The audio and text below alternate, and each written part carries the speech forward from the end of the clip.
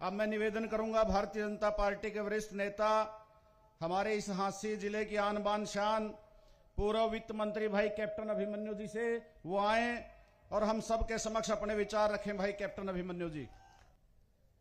हरियाणा प्रदेश का ये ऐतिहासिक क्षेत्र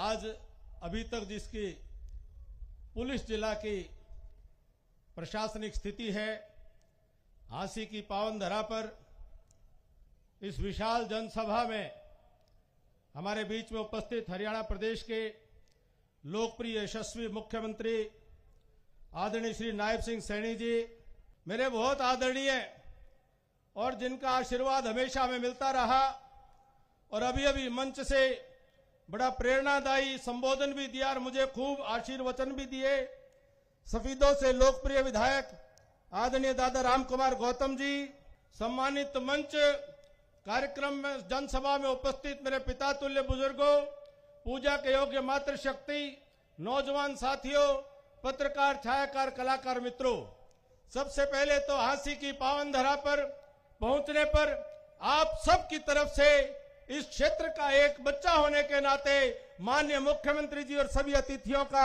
सर झुका करके स्वागत करता और अभिनंदन करता हूं। आदरणीय मुख्यमंत्री जी का हांसी से पहले से बहुत प्रेम रहा है और हमने कई बार मिलकर के हांसी में बड़े बड़े आयोजन और कार्यक्रम यहां पर किए हैं। मैं मुख्यमंत्री जी के संज्ञान में लाना चाहता हूं कि यह हांसी क्षेत्र हिंदुस्तान के इतिहास में एक बहुत महत्वपूर्ण स्थान रखता है। 9वीं शताब्दी के अंदर राजा आनंदपाल तोमर और उनके आगे के राजा विहंगपाल तोमर, उन्होंने हांसी को पूरे सतलुज तक के इलाके की राजधानी बना करके अपना शासन यहां से चलाने का काम किया था। अपने गुरु हंसकर के नाम पर हांसी का नामकरण किया गया। पृथ्वीराज चौहान ने चारों तरफ 80 गढ़ों की स्थापना करते हुए हांसी का नामकरण 80 गढ़ के तौर पर करने का काम पृथ्वीराज चौहान जी के कार्यकाल में हुआ था। और हांसी के नाम की एक और महिमा है कि आनंदपाल तोमर जी के आने वाले पीढ़ी में द्रुपद नाम के राजा हुए। उन्होंने इस इलाके के अंदर एक बहुत बड़ा दुनिया का सबसे श्रेष्ठ तलवार बनाने का कारखाना उन्होंने लगाया था कि अरब के देशों में जब इस हांसी की तलवार जाया करती थी तो उन्होंने तलवार का नाम भी अरबी में हांसी कहा जाता है, क्योंकि वो तलवार की फैक्ट्री वो हांसी के इलाके में थी। कभी हिंदुस्तान के इस इलाके को जब पश्चिम से आक्रमणकारी आते थे तो हांसी को दहलीजे हिंदुस्तान कहा जाता था। 5 दरवाजे थे, 5 दरवाजों में से केवल एक बड़सी गेट आज बचा है। 5 दरवाजों से गुजर करके हिंदुस्तान में आया करते थे। गजनवी के साथ भी यहां पर एक बहुत बड़ा युद्ध हुआ था। गजनी के साथ में अनेकों युद्धों में हांसी के रणबांकुरों ने अपने शौर्य और पराक्रम का परिचय दिया था। सन 1398 के अंदर जब तैमूर लंग लूट करके भारत को जब वापिस जा रहा था, यूपी के बड़ौद के अंदर 1398 के कार्तिक महीने की दिन एक कार्तिक महीने में एक बड़ी पंचायत हुई थी और 36 बिरादरी पूरे इलाके की इकट्ठा हुई थी कि तैमूर लंग हमारा बहुत बड़ा खजाना लूट करके, बहुत सारे हथियार लेकर के, बहुत सारे महिलाओं को गुलाम बना करके और हिंदुस्तान से वापस गुजर रहा है। उस पंचायत ने 36 बिरादरी ने एक होकर के फैसला किया कि तैमूर लंग को वापस नहीं जाने दिया जाएगा। साथियों, जब उस पंचायत के अंदर 36 बिरादरी के एक बिरादरी की हिस्सेदारी थी, इतिहास इस बात को लिखता है कि हांसी से सेना का नेतृत्व भी इस इलाके का एक योद्धा दुल्ला भंगी के नाम से उनको जाना जाता है। उन्होंने जाकर के लड़ाई को लड़ा था। कोई जोगा गुजर के नेतृत्व में लड़ाई लड़ी गई थी। अनेकों सभी बिरादरियों का उसके अंदर समावेश था। और तैमूर लंग वो हरिद्वार तक पहुंचते पहुंचते यमुना किनारे वो इतनी बड़ी चोट खा गया था कि वापिस अपने देश नहीं पहुंच पाया था। वो रावी ब्यास के कहीं उस मुहाने पर अपना दम तोड़ गया था। ये 1857 की क्रांति में इसी हांसी के इलाके के वीरों ने एक ऐसा इतिहास रचा था कि अंग्रेजों ने दमन करने के लिए जब जिंदा लोगों के ऊपर गिरडी चलाई थी, वो सड़क खून से लाल हो गई थी। आज भी उसको लाल सड़क के नाम से जाना जाता है।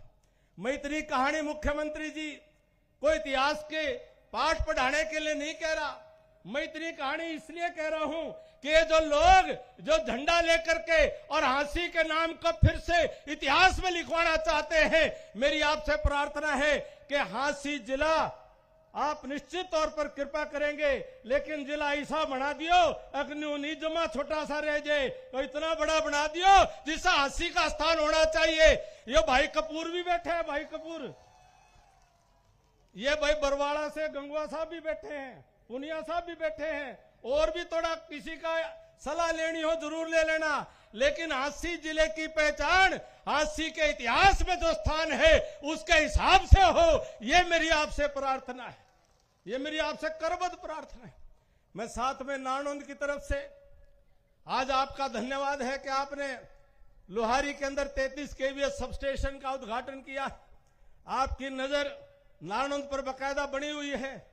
लोहारी का तो बयाना जी ने इसलिए थोड़ी ख्याल कर लिया क्यों बयाना जी का अपना गांव है, ये सरपंच भी रहे लोहारी के, और नानोंद की उद्घाटन और हांसी में बताओ पत्थर लुआ लिया। बयाना जी धन्यवाद आपका बहुत बहुत। नानोंद के अंदर मेरी आपसे प्रार्थना है, इस मानव सभ्यता की शुरुआत राखी गढ़ी से होती है। राखी गढ़ी पूरी पृथ्वी के ऊपर मानव सभ्यता का सबसे पुराना केंद्र है, और वहां पर एक बहुत बड़ा म्यूजियम संग्रहालय वो आपके देख रेख में बन रहा है। पिछले दिनों आपने भारत सरकार के अधिकारी बुला करके, भारत सरकार के मंत्री भी यहां पर उपस्थित हुए, आपने स्वयं उसका मुआयना किया। माननीय मुख्यमंत्री जी, कल वहां से 12 खाप की पंचायत अभी यहां पर खड़े हुए थे, कई 12 खाप वाले हमारी सरदारी वहां पर खड़ी है, 12 खाप की सरदारी कल आई थी, वो आपको न्योता देना चाहते हैं, चबूतरे पे बुलाना चाहते हैं। आपका वो कहते हैं चरण पड़ जाए तो चाय पीने को मिल जाए, वो कहते हैं कि भाई वो हमारा संग्रहालय भी पूरा करवा दो और हमारी जो है चाय भी पी लो, आपकी बड़ी कृपा होगी। लोग आपका इंतजार कर रहे हैं। लुहास यूनिवर्सिटी का केंद्र 30 करोड़ रुपए लग करके तैयार पड़ा है।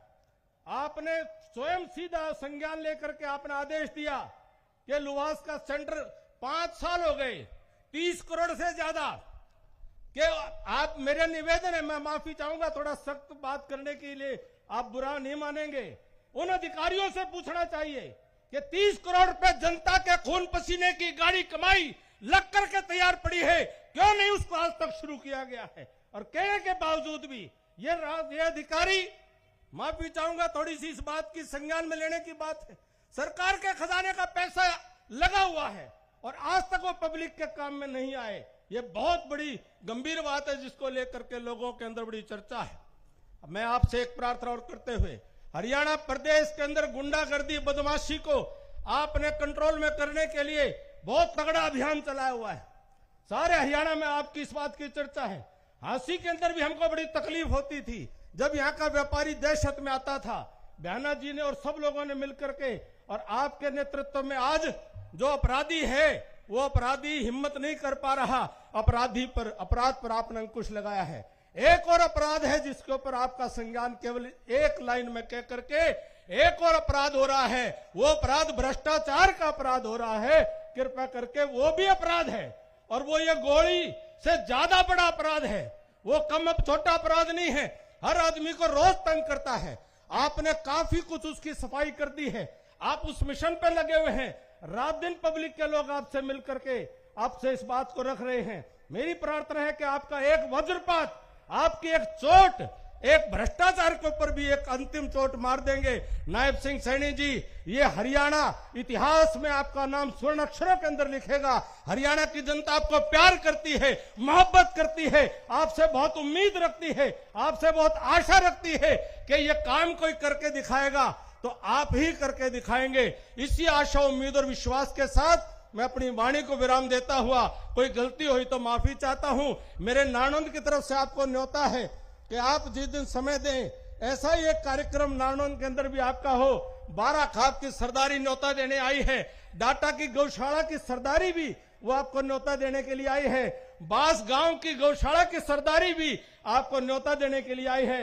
एक एक मिनट के लिए उनका अगर आप न्योता भी ले लेंगे तो आपका हम बहुत आभारी रहेंगे। बहुत बहुत धन्यवाद। जय हिंद, जय भारत।